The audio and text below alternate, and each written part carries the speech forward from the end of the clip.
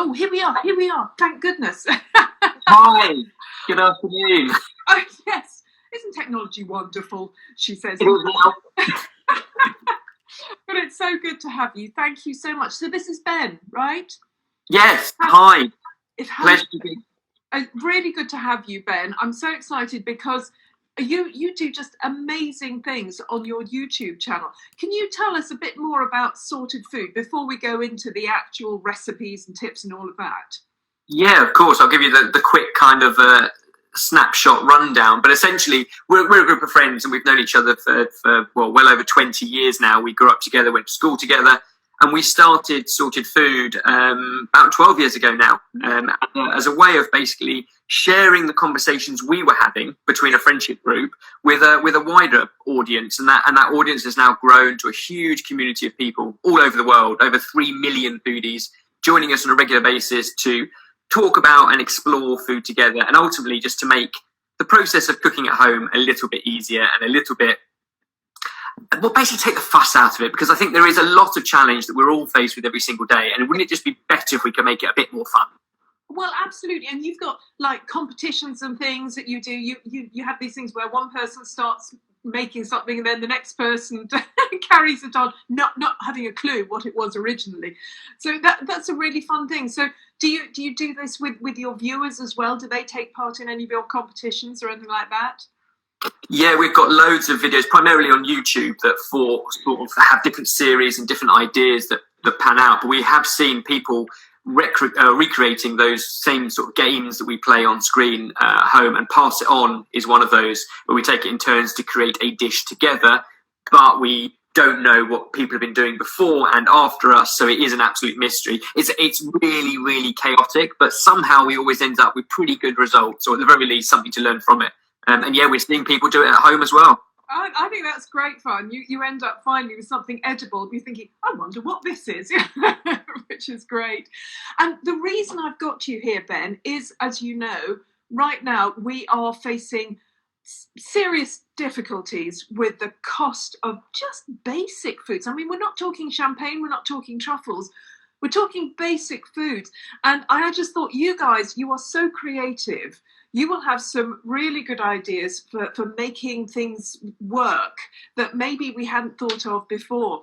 So could we dive in immediately into some really good tips? Because I know you've got some. And in fact, we've got an article on Moneymagpie with some of your tips. But I thought, let's start, for example, I mean, I know you, with actual Sorted Food, you've got actual meal preparation, products.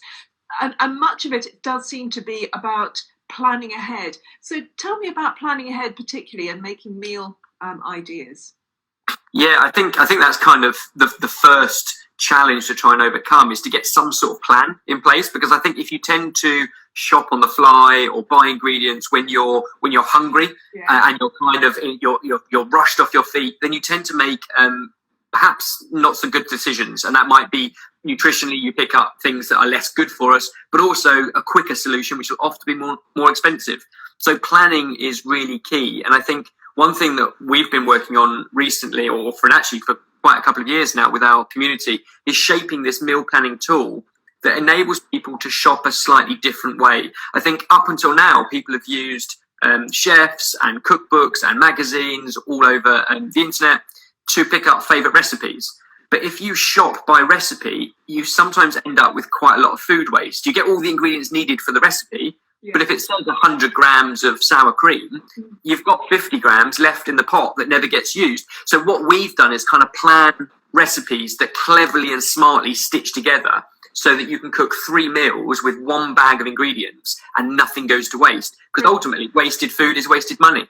Absolutely. And you do mention in the article that we've got, you also mention how to use up leftovers, and it's sort of on the same idea. So give us some tips about leftovers, because there are all sorts of things that get left over, bread, sauces, all kinds of stuff.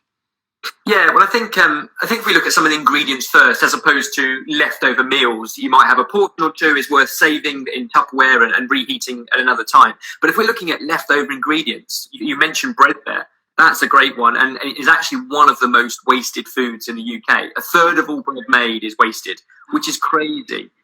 But there's ways of getting around it, and that's kind of, again, down to planning ahead. If you're not going to use a whole loaf, then stick it in the freezer, especially if it's a sliced loaf, and you can pull off slices 1 or 2 or 4 or 5 at a time, as and when you need them, and the rest of the bread stays fresh or freshly frozen in the freezer until you need it.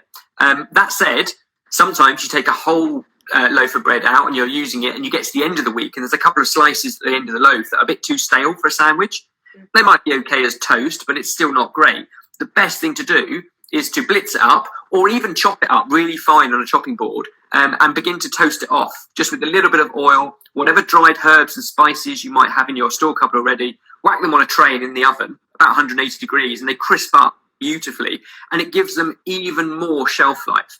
So essentially, you then use that to add on to risottos, or to add on to cassoulets or pasta dishes, and you've got a great way of adding texture. So you're adding a positive to a dish rather than just making use of leftovers. Oh, fantastic. So that's really good with that. What about sort of leftover food? I mean, one thing, of course, I was brought up with, and it's very cool now, is to do bubble and squeak. So if you've got, vegetables left over, just mix it up with some egg, and there you fry it, and there you go. Any other ideas like that? Well, another great one is to do sort of almost like one tray roasted bake. So think about courgettes and onions and peppers and maybe aubergine. Roast them all off, salt, pepper, olive oil. Pretty simple in their flavouring. But once they're cooked, you can then take a portion of that for dinner tonight and mix it with kind of a tomato sauce, ratatouille style. But there's no reason why, because you've done all the hard work up front. Your leftovers of roasted veg you've got ahead on, because planning means you're also saving time. You can then use all those vegetables in another dish. So, for example, put it into a frittata, or a kind of like or through an omelette or something, where those roasted vegetables play a wonderful role there. Or through a pasta dish, roasted vegetables tossed through pasta with pesto. Suddenly you've got a really nutritious meal crammed full of vegetables that you haven't really got to think about, because you're just using up the leftovers of something you did previously. Fantastic. And you probably know that at Moneymagpie we've set up a petition on change.org to bring back freeganism, to make freeganism legal, and I'm one of those people who's brought up with the idea that, unless it's actually walking out of the fridge on its own legs, it's okay to eat. And I just wondered, what's your view when, as I say, you've got stuff in the fridge that's, certainly, most people aren't too bothered about best before, but, past its sell-by date, some people just immediately throw it out. What do you think about that? I think you're absolutely right. So many people do, and I don't necessarily think it's their fault. I think we've been kind of brought up in this society and culture where we have to stick by these rules, and we're almost taught to be fearful of sort of food hygiene and all these things, and therefore these use-by dates and sell-by dates are something that everyone sticks to fairly religiously. Where in actual fact, I think if we just wind back the clock and maybe use a bit more of what we already have been given, and that's our senses. So, if a carrot is a little bit wobbly and a little bit bendy, it's not going to be a problem. You just have to think of how we're going to cook it. You might not want to put it in a coleslaw, but once you've cooked it down as a roasted veg, it will be fine. If you look at higher risk foods like meat and fish and dairy, use your nose, use the sniff test. And often that is the best way, because if you can't see any material difference and see what it's like, give it a sniff, and it will soon tell you whether it's something you want to eat, because we are given these senses, whether it's touch or smell or sight and even taste. Just taste a little bit of milk, and you'll soon know if it's a bit sort of cheesy. Yeah. It's not going to be great. It's not going to be hugely harmful, but the chances are you've sniffed that before you even need to taste it. But use your senses rather than just aimlessly throw it away because of a date that somebody else has told you. Well, I agree. And Jess here said, unless it's turned green, it's still good. I agree. And, also, I was talking to Caroline Labouchere this week. She's an influencer on Instagram, and she was saying, if it tastes a bit fizzy, if it's got a bit fizzy, yeah, you've got a bit of a problem, particularly with orange juice or something like that. And I was going to say, I think people are becoming more aware of kind of those issues off the back of the last couple of years in lockdown, and kind of the craze around things like sourdough, which is essentially this bubbling mixture of natural yeast in the air bubbling away and being this kind of live thing. And actually, that's not a bad thing. That's a delicious thing if you do it right and control it. So I think people are becoming a little bit more aware that some of that live sort of microbes going on in your food can be a good thing, providing we're sensible with it. That's a good point, because actually I always keep sour milk now because, again, I grew up making scones, and my mum always said, sour milk is frankly the best milk to use in scones. Yeah. It gives an extra rise on the flour. The slight acidity is exactly what you need. It's doing that role of baking powder in a rise. What about when it comes to actually buying foods? If you've got the money, you'll go to Marks and Spencer's, Waitrose, Whole Foods, whatever. But there are better, there are much cheaper supermarkets around. Obviously, we can save money that way. Are there other places that you know of where you can get actually even cheaper food or good food, but at a lower rate? I think certainly when it comes to sort of what we would call staple ingredients, so ingredients that have a long shelf life in your cupboard, I think often it's as wise to shop within supermarket own brands in that sense, because in fact we have a series called Pick the Premium on the channel where we blindfold one of us and we feed them 2 plates of food that have been identically prepared. Yeah. Same ingredients, same weights and measures, same cooking times, and we've only changed one ingredient. And one is made with a fairly premium ingredient, and one is made with a very basic version of that same ingredient. Yeah. And time again, bearing in mind we also have the conversation about where it's sourced and food miles and animal welfare and those important factors. But when we're purely looking at taste and texture and aroma on price, so many of them are difficult to pick out. So things that give you a real oomph of flavour, like mustard. The cheaper mustards in most things are going to work just as well as a very, very premium artisanal one. And that's not to say there isn't a place for that. There absolutely is. There's some amazing food producers. But sometimes if you just want a kick of flavour and acidity through a sauce or in a dish that you're creating, the cheapest mustard or the cheapest pasta or the cheapest sort of version of a staple ingredient is quite often the way to go. And speaking of cheapest, another issue really is we've mentioned meat, for example. And meat it's been expensive for a long time, and it looks like it's going to get even more expensive. But I know that you've got some really clever recipes using much cheaper cuts of meat. What sort of cheaper cuts of meat do you recommend that we try, and how? How do we cook them? Well, I think if you're looking for more affordable cuts, and when I say more affordable cuts, not just affordable meat, but also where they're doing something else for you, or they're taking the effort and the hassle out for you. So we talk about the likes of, something like chorizo quite a lot, because not only is it, got your pork kind of product in there, but it's also heavily spiced, wonderfully garlicky, full of all those lovely oils that when you cook it, completely transform a dish. You're kind of getting like 3 jobs in one, and a little bit goes an awful long way. So if you were to say, I'm going to serve chicken in this particular dish, we have this mindset that a breast of chicken or a chicken breast is a portion, where actually if you cut it up nice and small, you can make it go a lot further. And if you swap that out for something like chorizo instead of chicken, you're also getting flavour and colour and all those oils all the way through the dish. And it can be absolutely delicious way of turning something like tinned beans and vegetables into something that is just so fantastic with less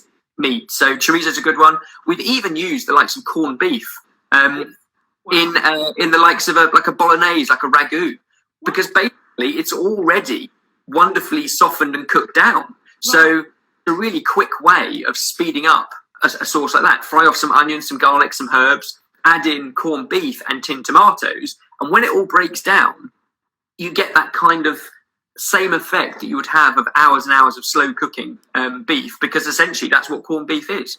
Oh, extraordinary. And what about offal? Because again, I was brought up with liver and onions, liver and bacon. I loved it, frankly. What do you do with offal?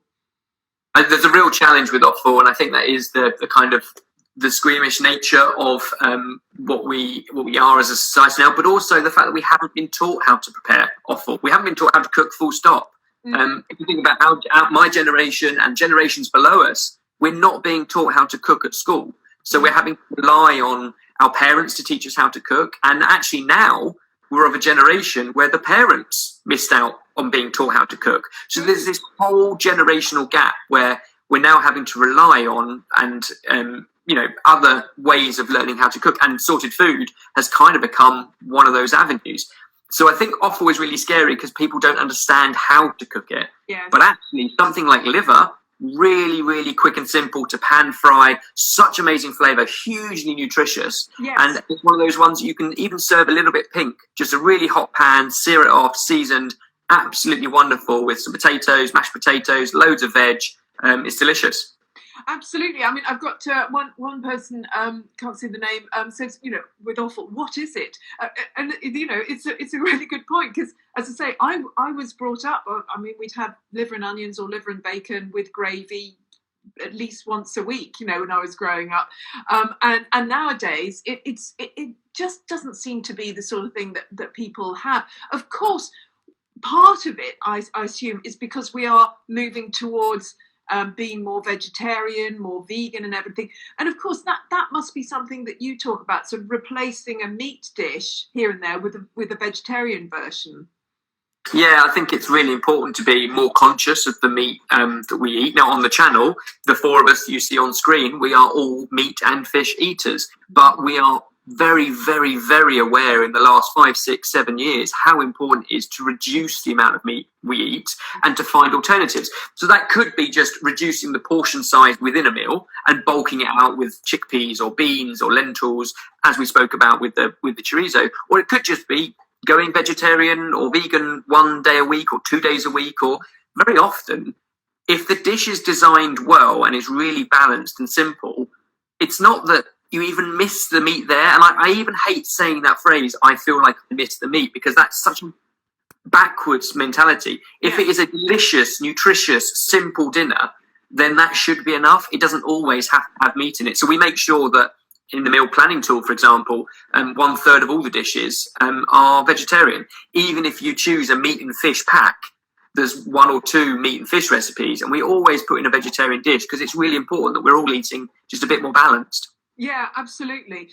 And you've mentioned sort of bulking things up, and this does seem to be something that we need to go back to. I mean, this is something that we've done over centuries, honestly, bulk up our meals with usually some sort of carbohydrate. But, me personally, I'm not that fussed about carbohydrates unless there's a lot of fat on, like I like chips, I like baked potatoes with a lot of butter in, that sort of thing, pasta on its own, or, bread, and okay. But there must be really good ways of spicing up and making carbohydrates more exciting. Do you have some tips on that for, rice and pasta and that sort of thing? As you were talking there, one thing popped into my mind that is another way of sort of bulking out dishes, and it was sparked by one of the comments that just scrolled past as well, talking about meatballs. And the meatballs, going back to how to use up stale bread, yes. Take the leftover stale bread, blitz it up, mix it with a bit of milk, loads of spices, loads of herbs, and some meat, and bind it together, and you get a much lighter, sort of bouncier meatball, and therefore you can actually use probably 2/3 as much meat, possibly even half as much meat, by bulking it out with these breadcrumbs that have been soaked in milk, and loads of spices and herbs. And that's a really good way of just stretching a portion of meat to feed more people, and at the same time using up stale bread. So I think that's a really nice idea. But to your point of how do you make the staples kind of the star of the show, we've started using things like polenta an awful lot more, because if you're looking for a quick solution for an everyday meal, fine polenta, which you can now buy in all shops around the UK. Yeah, it's corn or it's maize, but as a powder, as a grain, and simply just infuse some milk with some herbs, or some just lots of black pepper or nutmeg or something like that, or use a stock, chicken stock, fish stock, something like that, and add in the polenta, and it cooks so quickly into a consistency, bit like mashed potato. Yes, you can finish it with cheese, which we all love cheese, or some other spices, for example. But ultimately, that's a really simple and delicious staple that can bulk out a plate ready for a little bit of stew or a little bit of sort of spiced tagine or like a cassoulet, and that it helps to stretch it out a lot. Oh, that's interesting. So polenta is a good one to try. Now, I've never used polenta, so yeah, I will do that now. I'm going to try polenta using your recipes. That sounds really, really good.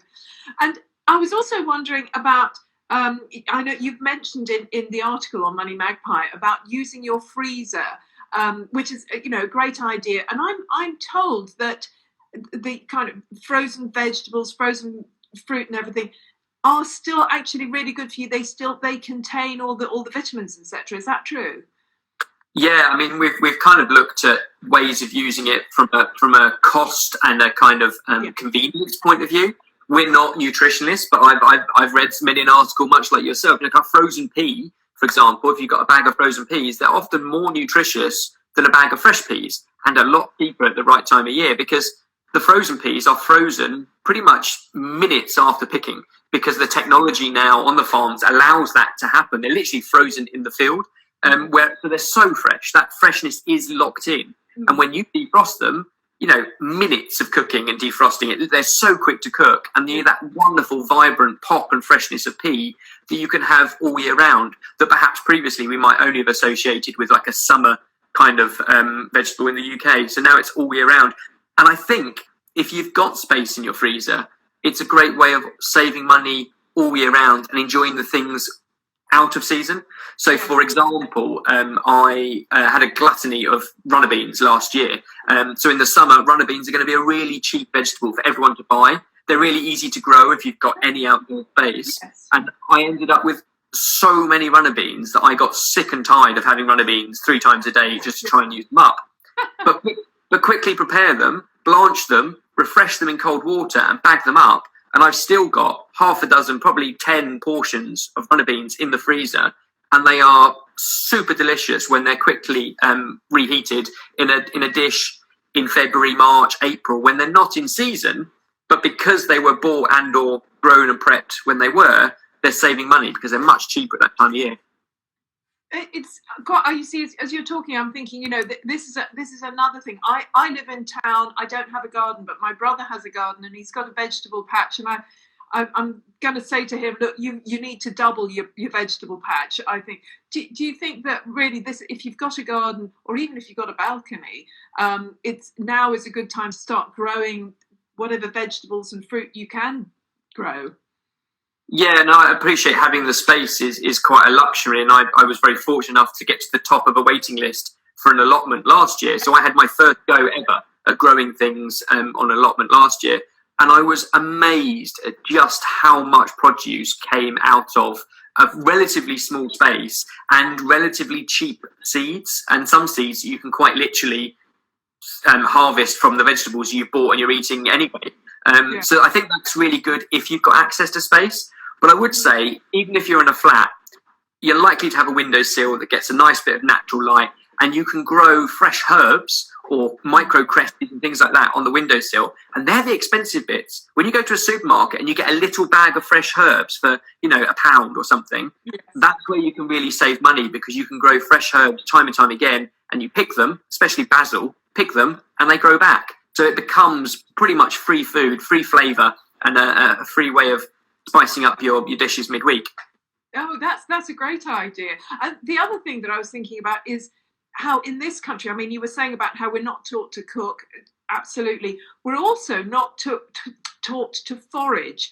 Whereas I've got some Polish friends who they're brilliant at finding stuff. I mean, I went for a walk with some of them, and they went, "Oh yeah, that's a walnut tree. You can get fresh walnuts." And they just learned it at school. And I think this would be a great thing, because there are, I mean, obviously there's blackberries, but what else have you found that you can actually forage, for free, get actual free food out on the hedgerows? Yeah, I mean, again, you've always got to be careful. I wouldn't trust myself with things like mushrooms, although you know what you're doing. There's loads at the right time of year to find. But one thing I love doing every year is wild garlic. And wild garlic grows like a weed at the right time of year. And if you stumble across a patch when you're out walking, and they're often lining footpaths and public ways. And last couple of years, I've been literally walking and filling rucksacks full of leaves. You don't pull up the whole thing. You just pull a couple of leaves off of each, and they grow back. And you use it like spinach, except it's got such a wonderful aroma of garlic. And again, I picked too much for that 1 week.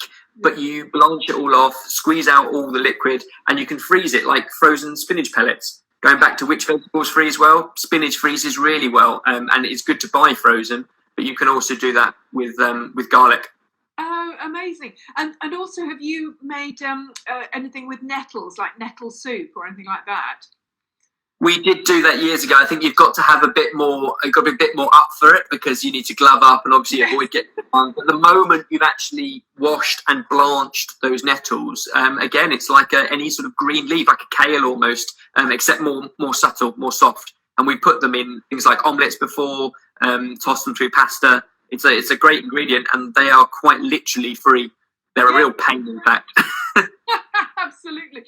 I know there are some websites that tell you where to get what type of free food, and there's a little Collins book that I've got somewhere called Food for Free, and it's basically, all the things you can pick. But, like you, I'm a bit nervous of picking mushrooms and everything. As you say, there's loads of them, but, not sure. I think you need to know what you're doing. Yeah, well, you definitely need to know what you're doing there. Speaking of which, we were talking about offal earlier. Somebody's just mentioned there's sheep's head is something in, is it Turkish cuisine? Well, no, I some cuisine. It's pretty amazing what you can, pig's trotters, that used to be a delicacy. Have you ever cooked that? I have. There is an awful lot of time and effort and skill. It's one of those ones that's associated a lot with sort of French cooking. And I think, you look at a lot of French cooking, and that is the whole sort of nose to tail. I think one thing we do quite well in this country is things like sausage and black pudding and celebrating those, which again use some of the offal. Haggis in Scotland uses a lot of the offal. But there's always ways of incorporating it into dishes that are, I would say, very affordable because they are generally the cheaper cuts of meat. Yeah, I was my parents, my grandparents were all from the north, and so I grew up occasionally having tripe and onions. I must admit I wasn't that thrilled, but tripe is, it's really nutritious, like liver, really, really nutritious. And my my parents were going, eat it, it's good for you. I'm like, I don't like it, but hey, that I think we're going to have to start looking at these cuts of meat more now, just to get stuff that we can afford.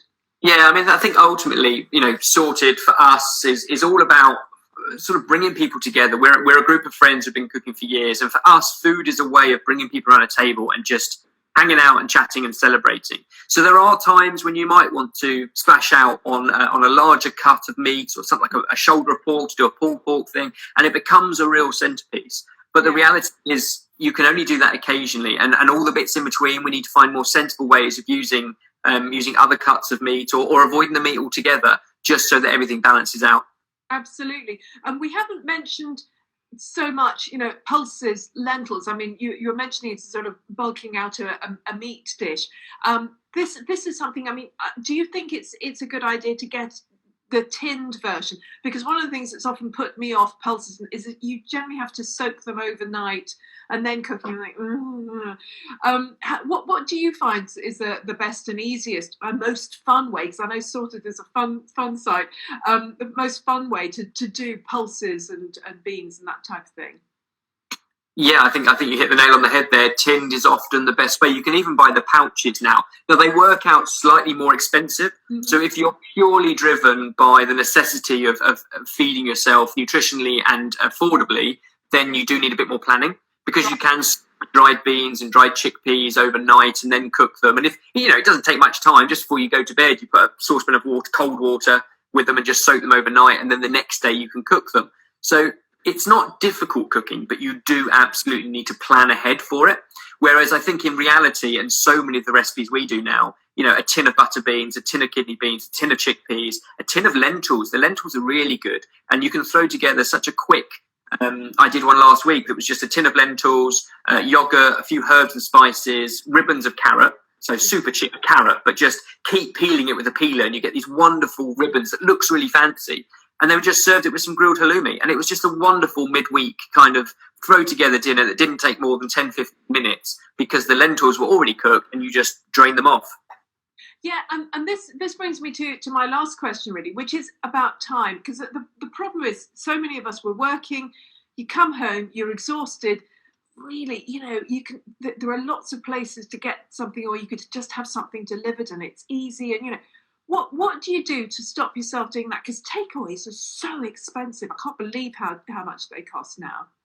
Yeah, and it might well be that that's something you treat yourself to at a weekend, or some of the meal kits now you can get from restaurants are brilliant, or you might eat out. And I think that's still a really important part of, like, we love food and we're all inspired by food, and it should be something we treat ourselves with. But we always say, in fact, it's good timing because Friday is the day that we always launch our new weekly menu on meal pack. So our app, it is a subscription basis, but it's free for a month. So jump in, give it a go, and just see if it's for you. But every Friday we release a new menu. And basically you can scroll through, see which meal pack, i.e. a collection of 3 dishes that are cleverly interwoven, suits you and sort of tickles your fancy, select it.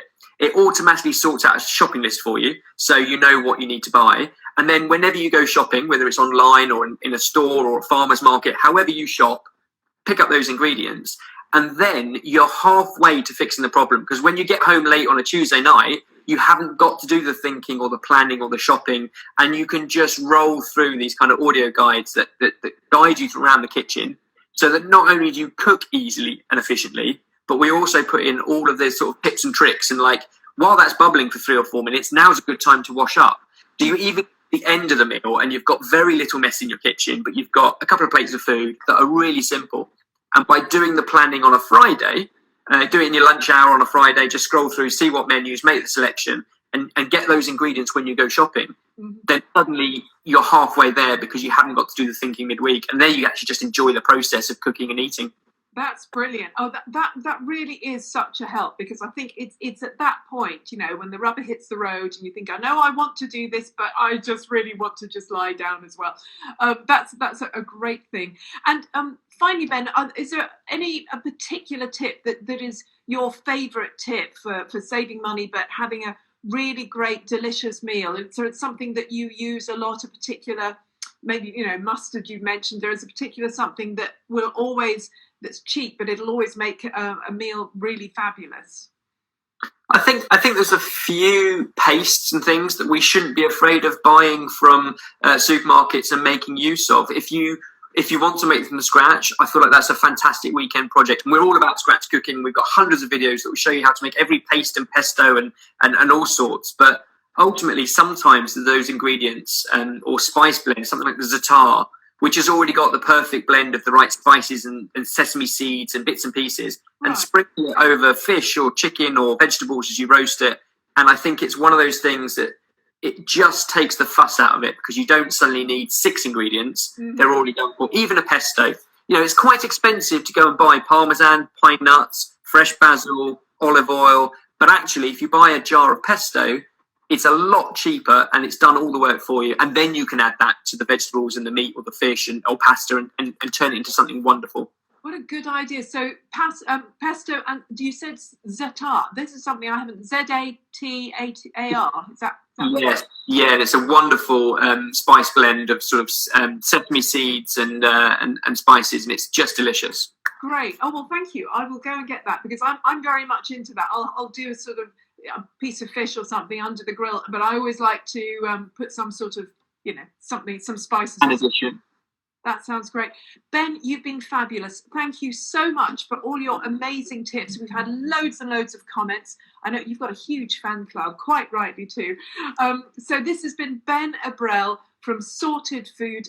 Go to the YouTube channel, which is so exciting. It's just a really fun evening watch, I think, and you come away thinking, oh, I could make that. Very good. Thank you so much for doing Ben Ebbrell, and have a look at the article that Ben and Sorted Food have written on Moneymagpie.com, all about how to get cheaper food and how to make delicious recipes with cheaper food. Thank you so much, Ben. It's been fantastic talking to you. Thank you very much. Have a lovely weekend. And you. Thank you. Bye-bye. Bye.